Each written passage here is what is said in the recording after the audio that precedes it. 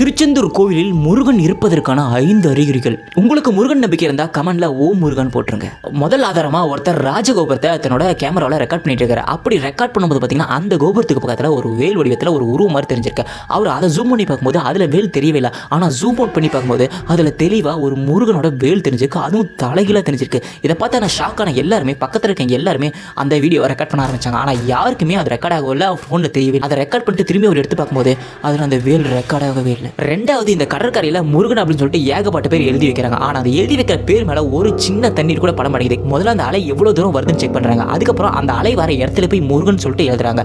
கரெக்டாக அந்த முருகன் எழுதுற மேலே தண்ணி படவே மாட்டேங்குது. இது ஒருத்தர் 2 பேர் இல்லை, பல பேர் ட்ரை பண்ணி பார்த்துருக்காங்க. யூடியூப்ல அப்லோட் பண்ணி வச்சிருக்காங்க.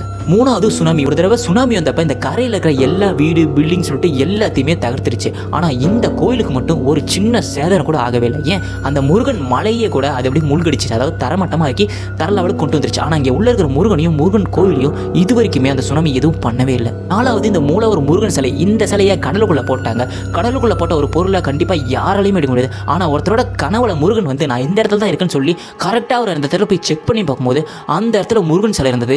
ரொம்பவே ஒரு அதிசயமா இருக்கு.